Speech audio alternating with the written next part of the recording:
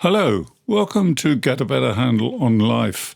I'm Barry Winbolt, and this is my podcast. In each episode, I deliver expert insights, practical advice, and real-life examples to help you get a better handle on your life.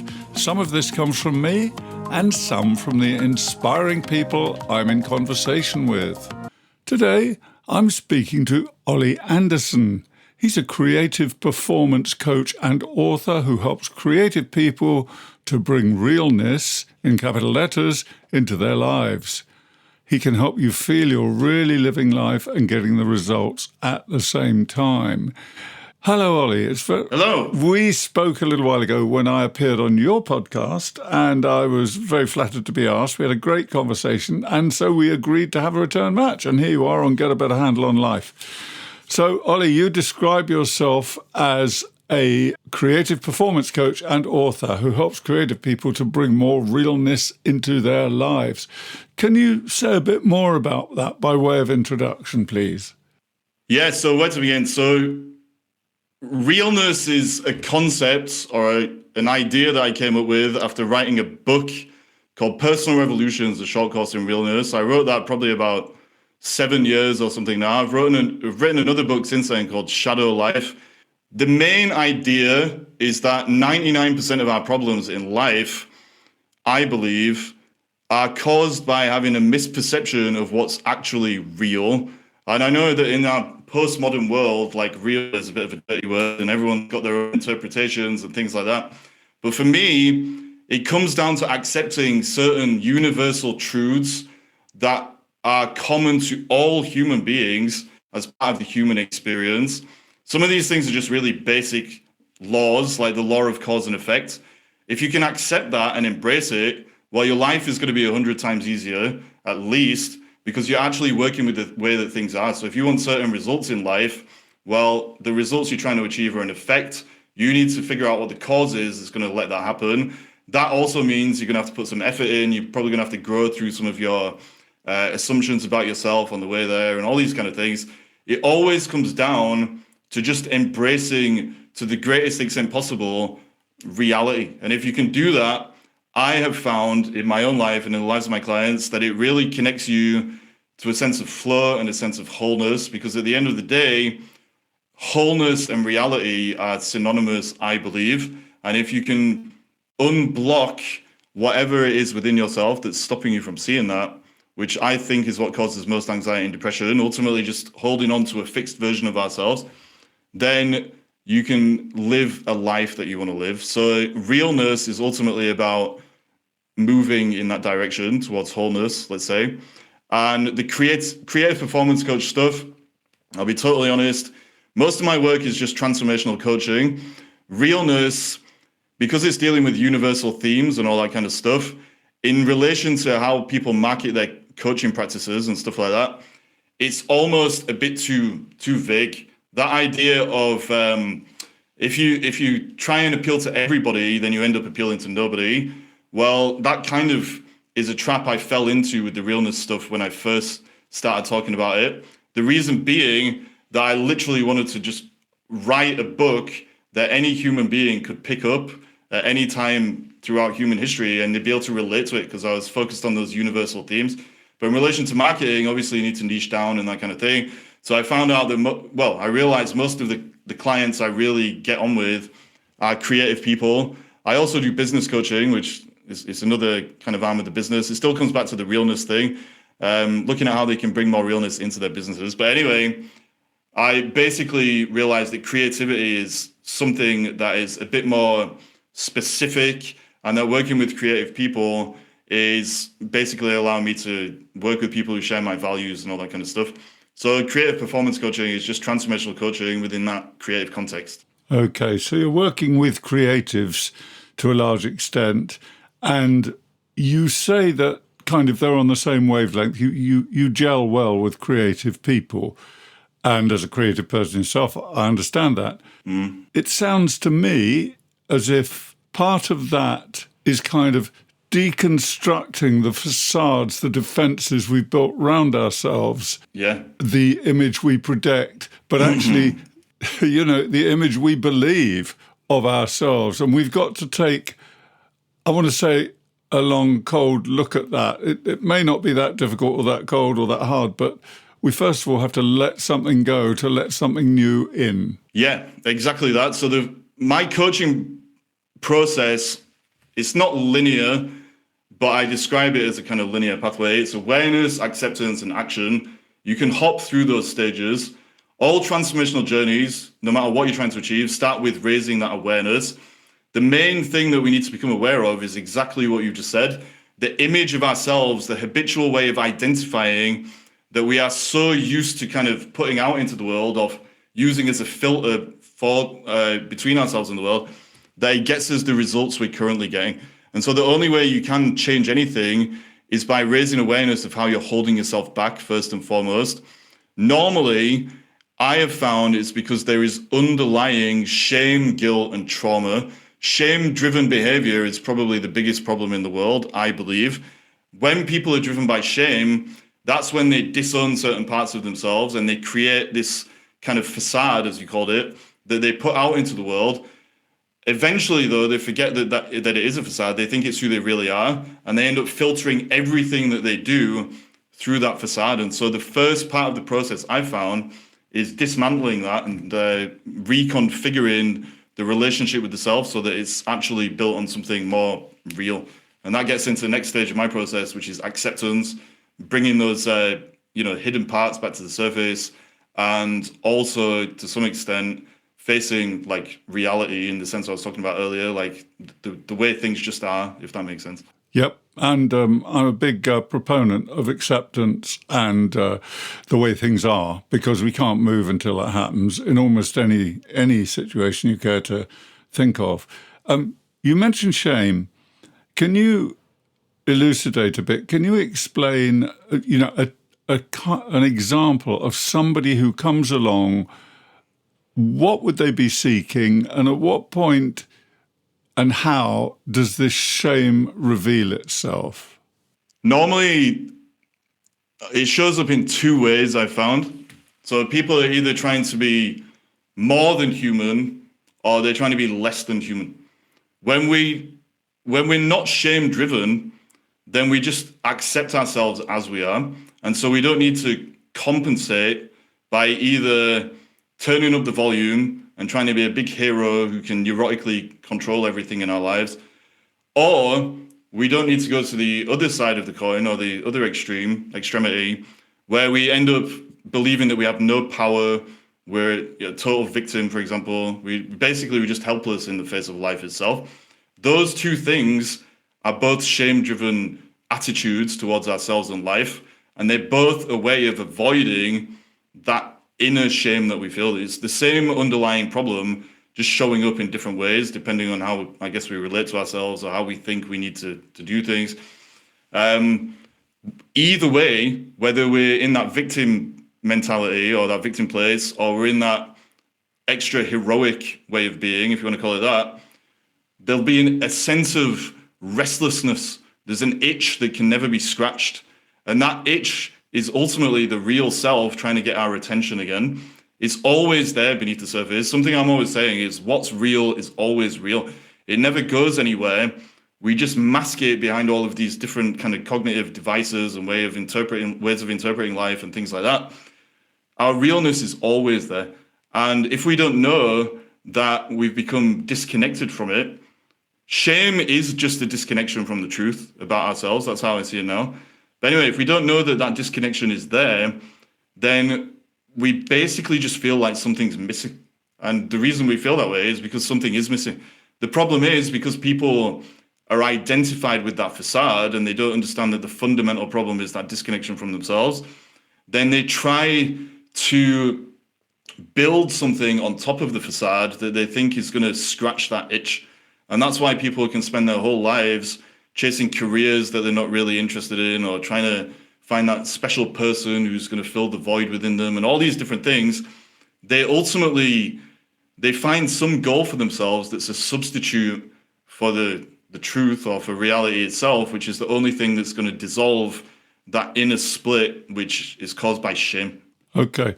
And when you say shame, I'm guessing that it's shame with a small s. It could be something, to most people, completely inconsequential, something in our upbringing, something that we were put down at a significant moment by a significant person, and it's left us with a trauma or a scar of some sort, a wound, as some would say.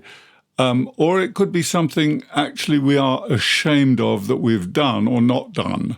But the point is, it's across the board. It's something we feel as individuals that if it's me, I feel I need to keep this hidden from the world, but I'm actually really just hiding it from myself. That's where the shame comes in. And then the realness, or the authentic me in my language, is there all the time.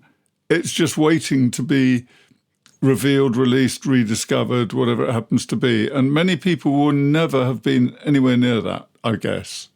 Yeah, that's how I found it. Like most people, they'll do anything to avoid it. I don't know if we can use bad language on this podcast. You can say what you like, Oli. It's semi-bad language. Because you're being real. Okay. Well, the saying I always like to use is, the truth will set you free, but first, it will piss you off and make you miserable. Yeah, I thought I was lining up for some really bad language, so thank you for that. That wasn't that bad. I'm not encouraging it, by the way. But okay, I was getting excited then. I don't think being pissed off or pissing off is necessarily bad language, and it's just real. There are some things that kind of in the vernacular work well, and that's one of them. Yes. Well, thank F for that. I should have thrown out. But yeah, like ultimately, the only way back to the truth, or back to that connection within ourselves, is through some discomfort. And that's why most people try and avoid it. Like I always describe it as like, I don't know, have you ever played Super Mario Brothers? Maybe not. No. Right, well, in Super Mario Brothers, there's these ghosts that kind of chase Mario, but as soon as he turns around and looks at them, then they lose all their power. It's the same thing with the shame. Now, this is very interesting, because if you think about, now I'm dredging something up from the archive here. Name the devil comes from way back in our history. Name the devil, and then it loses its power. Yeah, there you go. Same thing. Okay, so that's stage one. Somebody comes along, they don't know exactly what the problem is. You help them define some sort of goal, some sort of improvement they want to make. They may describe something that's pushed them there. It might be an event or a worry or whatever.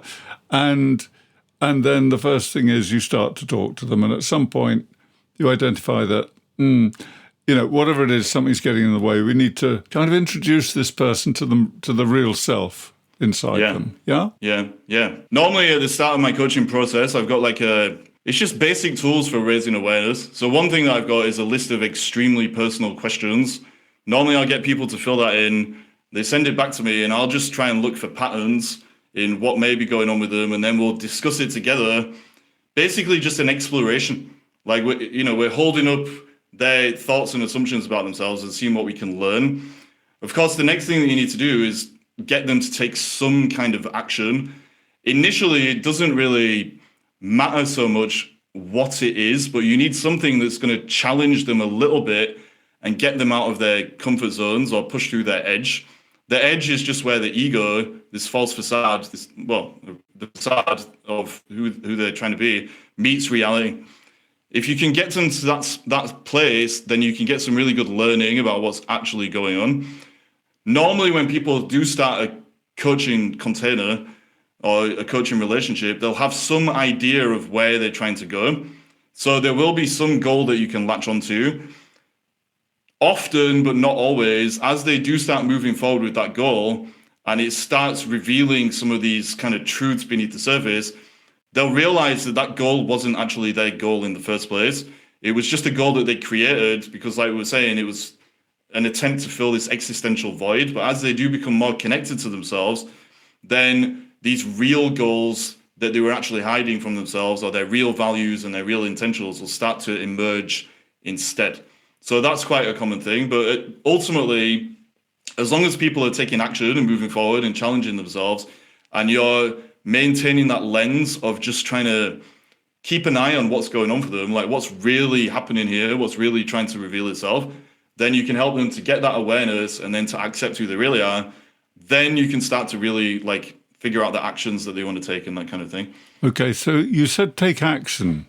What does that mean? What sort of action might somebody take? Is this something you might co-design with them? Yeah. For example, I worked with somebody once who had an anxiety problem in a particular situation, and I got her in a way to assume a role where she deliberately made mistakes in a very similar situation to kind of get used to the discomfort of being wrong. Not in the situation where she was almost phobic. That would have been just careless of me. But, just teaching her that actually you can feel these feelings and the sky doesn't fall in. Yeah. One thing I found is like at the start of a coaching process, people are always out of balance in some way. That's why they need coaching in the first place. They've got this restless itch that can't be scratched that I talked about, but it'll be showing up either as they're either doing too much or they're doing too little. So in general, if people are leaning towards the neurotic hero kind of archetype I was talking about, they're going to be approaching life in a very action-based way, but the action is not going to be real or inspired action. They're going to just be doing things all the time to distract themselves from that shame and that inner void within themselves. The other type of person, like the victim or whatever you want to call it, they're not going to be doing enough. They're going to be so open-minded, probably, that their brains have fallen out and they're just not taking action. They become very passive. And whether you're very passive or you're too active doing the wrong thing, then you need to bring things back into balance. And so ultimately what I've found is you can kind of assess people. Like if people are just so busy being busy, then you can kind of create some structure initially to help them kind of slow down a little bit, to get them from doing to being. If it's the other type of person where they're just kind of indulging in their feelings and they're not taking action and that kind of stuff, well, you need to help them go from being to doing. And so a lot of the time, right at the start of the coaching process, it's often just about putting in a very simple structure in terms of like habits and disciplines and that kind of thing.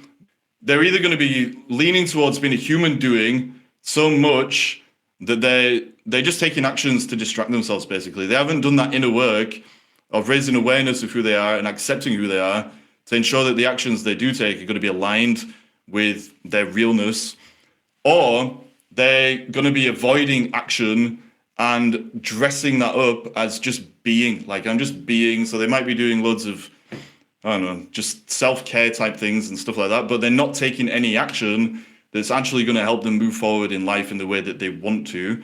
And so whether they're leaning too much towards the doing or they're leaning too much towards the being, initially you can help them by putting structure in place that's kind of going to balance them out. So if somebody is one of those human doings who's just always, like a type A person or whatever, you can help them to figure out what kind of activities are going to kind of bring them back to that being a little bit more. Maybe they're going to do some yoga, or they're going to actually take a day off for the first time in 10 years, or whatever it is. If they're locked in too much being in the sense of being passive, then you need to figure out some actions that are going to help them start moving in the direction they want to move in. So you don't have to create massive sweeping goals initially. It's just about recalibrating their relationship with themselves and providing a structure in the initial stages of the coaching journey so that they can kind of start to get used to themselves again. So they can stop running away ultimately and then start building and take bigger actions when they've got that foundation. So normally in the early stages, that's what action means. If it's somebody who is, as you said, either extremely busy or extremely passive, but let's just look at somebody, because this is quite a common syndrome, isn't it? People who fill their time and say they never have time and get quite stressed, and life can get quite difficult. And, you can watch people and think, and I'm thinking socially now, you can watch people and think, oh, sort your life out. Why you keep saying yes to all this stuff, and yet at the same time you're moaning about it. Just Now that is a very powerful defense in some people's cases. So just getting them to say take a day off work or do some yoga, great. But actually translating that into a learning experience for them, How does that work? You have to help them figure out who they're trying to become. All coaching ultimately is very simple. It's like, it's a classic thing people say, coaches say, you're at point A, you want to go to point B, the coaching process is going to help you get there. The more specific you can be about point B, the better. Initially, if people are kind of, confused and they lack this awareness and things like that, all you need to know about point B is that they're going to feel better, ultimately, right? That can be a good starting point, right? I'm going to feel better. Well, what does that look like? Well, I'm going to be more relaxed, and I'm going to, I'm not going to be arguing with my partner as much because I'm not going to be stressed from work and blah, blah, blah. That's enough to work with. So if somebody is, super busy all the time because they're distracting themselves, you can say, well, okay, I know that you want to get to this point where you're going to be slowing down. You're going to be, you're going to be in your body more instead of in your head, or however it shows up that person. But you can start to explore the kind of qualities that they're going to embody. That's how I normally start. What qualities are you going to have, or are you going to help to resurface by the time you get to that point? And as long as you can latch onto those qualities, then you can start to kind of reverse engineer the actions that are going to lead them there. So you take a simple example. If someone wants to be more relaxed, well, okay, what activities are you going to be able to start doing that are going to let you be that version of yourself? And it's like, oh, okay, well, if I take Tuesday afternoon off, and for example, instead of like just going back to work and shouting at everybody or whatever, then I'm making some time for myself. You can't pour from an empty cup and things like that. So ultimately, who do you want to become? Okay, well, how do you do that? Like now, you don't have to wait. Yeah, absolutely. And in my terminology, from a solution-focused perspective, that would be a goal. And the more concrete, the more you can embellish the goal with detail, the more likely you are to be able to head towards it. But the real work goes into fashioning that goal in such a way that the person can... I often describe, when I'm training people, groups of people, I often describe them, I say it's a physical shift. They're here and they're thinking in their troubled mindset, let's call it that, and you want them over here. And you can see when that switch happens in people, you can actually see they go into a mini visualization process when they're talking about that goal, when you've discussed it for a few minutes or sometimes for quite a long time, but they finally get it. And not everybody can do that, but they do get it. And then it becomes something coherent to head towards. And I always work on the principle, and I tell people this, it's much easier to run towards what you want than it is to flee what you don't want. So in your life. So it sounds, there's some very common ground here, but we're using slightly different language. And I think you've thought about it more than me, because you've obviously got a very well-defined process here. That sounds quite inspiring, really, in a way. But I recognize, too, there's discomfort involved for some coaches, for some of the people you work with. Yeah. So this is why ultimately as well, I'm going to say two things. So the first thing, what you just said about running towards something instead of kind of running away from, I can't remember how you framed it. Like normally when I... Instead of fleeing what you don't want. Fleeing. Yeah. So if you can find that real thing to run towards, it makes it so much easier. And what I've found is when we're disconnected from ourselves in the way that we're talking about with the, the void and the inner split and shame and all that kind of stuff, because the real self never goes anywhere, it's always trying to resurface in the way that I was talking about earlier. We all have a natural drive towards wholeness. It's constantly unfolding. Like we're constantly being pulled back to wholeness in ourselves and in our relationships with others and our relationship with life. The only thing that blocks it is our attachment to the filter of the ego, our way of like identifying with those old patterns and things. Okay, can I stop you? Because I just want to capture a thing that I've just had an insight to see if I'm right. Yeah, is that, sure. The realness, the real person, the authentic person, as I would say, exists there all the time. And actually, left to the natural way of things, we'd kind of fall into it. But because of something, and you mentioned shame specifically, we are struggling to stay away from that. We're making actions and gestures and a lifestyle for ourselves that is actually keeping us away from what we could become. Yes, yeah. And all of those all of those things that stop us from becoming that, they're just mental blocks, basically. Like we get lost in our minds. It's that simple. Like you can take it to the level of your body as well. Like there's a thing called sympathetic dominance where most people are just running around, they're caught in fight or flight mode. When they're caught in fight or flight mode, it's like it puts a frame around their experience and their parasympathetic nervous system can't relax, they can't breathe properly and all that kind of stuff. And their identity is a reaction to that.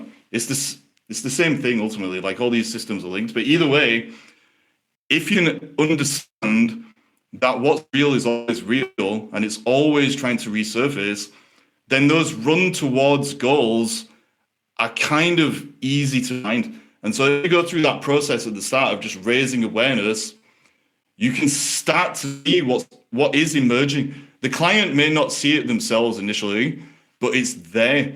And it may be like an emotion that's trying to arise.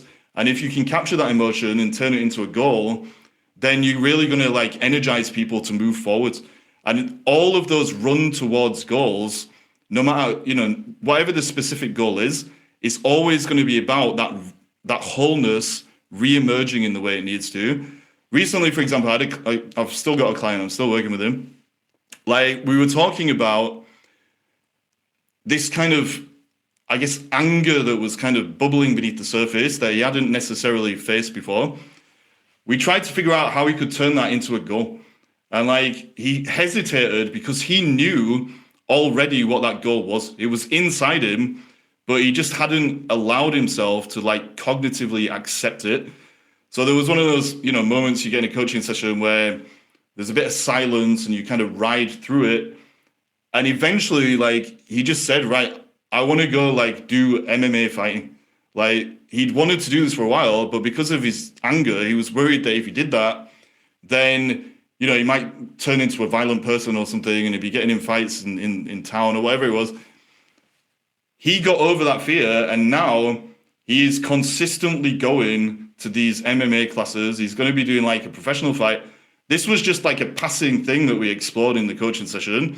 But even though it was just a passing kind of trivial thing at the time, it's actually turned into this huge thing because he's been able to sort of bring his anger to the surface. He's going out there, he's expanding his tribe of people that share his values and all that kind of stuff.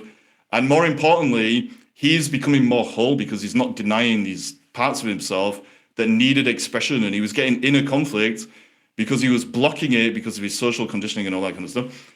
And so I've taken this on a bit of a segue, sorry, but like in relation to what you were saying, those run towards goals, they're always revealing themselves. Like this is going to sound a bit pretentious maybe. I call it shadow language. Like the shadow is always leaving us little clues about where we need to go next. And it doesn't have to be like a, mystical thing or whatever. It's like the Carl Jung thing.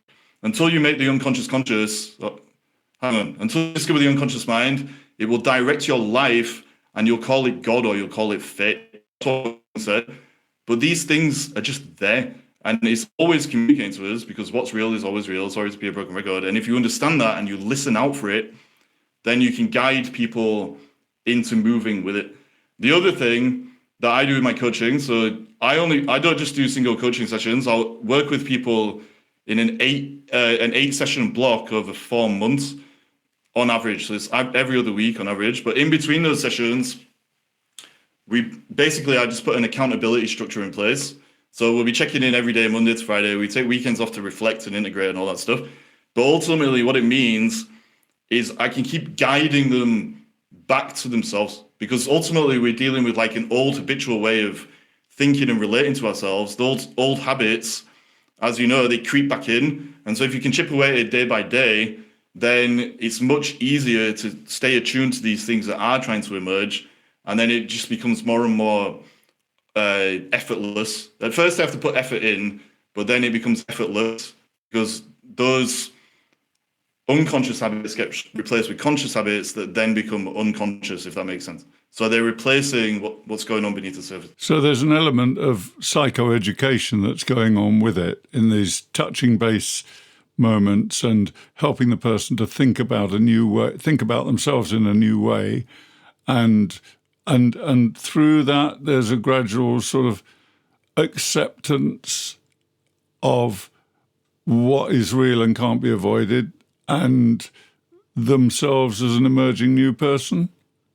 Yeah, you summed it up perfectly. Yeah? Like ultimately, the psychoeducational side of things is like sometimes if there is a relevant concept, like I don't know, say somebody's catastrophizing or something like that, then I'll make them aware of those kind of thought patterns so that they've got the awareness and they can catch themselves doing it. Another thing that I use, for the first month at least, I don't make people, I suggest that people use a thought log. It's a tool from CBT, but I've adapted it a little bit. Basically, it's just it's a way of capturing negative or unreal thoughts and old patterns, and then pivoting into the real vision that is emerging. So it's a really simple process. Like there's the event, which is whatever happened. Then there's the thought that arose because of that. Then there's the behavior or the consequence. Normally, if they're just in this reactive state, which is the old conditioning and old programming, that's going to be something unreal. It's going to be something unhelpful. It's going to be outdated software. When they use this tool, they can pause and reflect, and then they can put in a rational counter statement that is actually going to help them to reframe the thought so they can see where they're holding themselves back. But then the next step is saying, right, now that I know this, how am I going to use this information to keep moving towards this vision of realness that is emerging? If you do that every day for 30 days, you can actually really train yourself to quite a high degree to be able to change, to catch those thoughts, basically. It helps you to become more mindful. And what I've seen is that once you get a grasp of like some of these unreal thoughts, the small ones, and you get mastery of them, the bigger ones start to dissolve as well, because there's no real distinction between a small thought and a big thought, if that makes sense. They're all just thoughts and they all work in the same principles. So if you train yourself to do that, and day by day, you're just taking these actions you need to take and chipping away at your identity, it's just about letting go. Like you said something about letting go earlier. It is that simple. Like if you let go, you can trust, and then the process takes care of itself. Yeah, and one of the metaphors I use is, you have to jump and know the net is there. Yes. Yeah. There's a safety mechanism. You won't come to harm, but you've got to dare to let go of whatever you're clinging on to. Yeah. The side of the swimming pool or the trapeze or, or the image of yourself and the pretense. Mm. Do you ever find that as they go through this process, people develop more energy, and I mean literally physical energy, not some mystical stuff, that people talk about, but because it takes a lot of effort to maintain a facade. It's you constantly have to shore it up and keep it in place and make sure there are no chinks in it. And that's knackering. That's very tiring. Yeah, 110% I've seen that to be the case.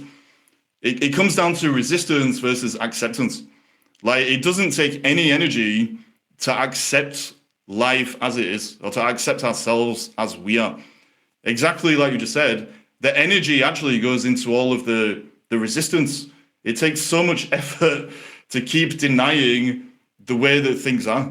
And like we create this whole kind of edifice around our lives that we're just constantly putting energy into the maintenance of. And we don't even want it to be there anyway because it's making us miserable. And so when we let it go, not only do we save energy from the resistance, we also unleash this energy from what the resistance was blocking, which is this natural drive towards wholeness and the pull towards our future and all the things we want to be running towards. And, we're not letting our emotions kind of ricochet through our inner experience and all that kind of stuff. I think that's why so many people lack energy. Most of the time we think it's a physical thing, but actually it's because of our mental relationship with ourselves and the way that we're just resisting life. Not in all cases, obviously, but in many, many cases. Yeah. So embrace life. How do people find you? Yeah, so people find me just through my website. I'm on some coaching directories. People find me on there. Social media, I'm listening to that. When you said, how do they find you? I thought you meant like, how do they find me in that sense? Like, this is a strange individual or whatever. Well, it might be an interesting question to answer if you got any idea. Yeah. I dread to think. But yeah, so through my website, all that kind of stuff. That's the main version. All right, I'll put a link to your website in the description to this episode. Brilliant. Is there anything you'd like to add, Oli, before we wrap up for today? No, I think this has just been a very nice, free-flowing kind of conversation. I was a little bit nervous. I told you earlier on that you were gonna, this is the round 2 of us having a deep conversation like this. I thought you were gonna throw some real curveballs at me, but. So does that mean my questions weren't any good? Well, I think they were very good questions. I think I just I'm better at rambling about things than I initially thought, maybe. So I'll put it down to just being a good rambler. I think people express their view, and you have. People express what they know about very well. And I suppose my job I've always thought of myself as a kind of a psychology journalist. I take the information and I kind of put it into chunks that people can absorb quite quickly. And I suppose it's the same in this type of conversation. You must do it with your clients, actually. Clients come in and talk to you, and every now and again you summarise to make sure you've got it. Ultimately, that's exactly how it goes. I think if you mirror things back to people, then it's easier for them to understand what they're actually saying. And I think in a way, that's exactly what you've done in this conversation. So We've covered some quite heavy stuff, I guess, but in a simple way. So, well, Oli Anderson, it's been a joy speaking to you, and I'll look forward to future developments. And in the meantime, thank you so much for your time. Well, Barry, thank you so much as well. I really appreciate your time as well. So that was awesome. Thank you. So, my thanks to Oli Anderson, Transformational Coach. He explained how he helps his clients to get unstuck and move forward with their lives by enabling them to develop awareness about what is real and by cultivating acceptance and, in his words, becoming free through inspired action. It chimes a lot with my understanding of what I do in my work, but he's added a new dimension, in particular mentioning the aspect of shame. He's an inspiring guy, engaging, and as he said, it always comes back to realness. You'll find more on his website at olianderson.co.uk. He also has a free download as a self-help guide. That brings me to the end of this episode for Get a Better Handle on Life. If you found this engaging, please like, share, or leave me a comment. I always appreciate the feedback. You'll find more from me and the topics I cover on my blog at barrywinbolt.com. You can also find me on LinkedIn, on my website, and on YouTube. Details are in the episode notes. And remember, we're all on a journey, and it's never too late to get a better handle on life. Thank you for listening. Please subscribe so you can join me next time. Until then, this is me, Barry Wimbolt, saying all the best and goodbye for now.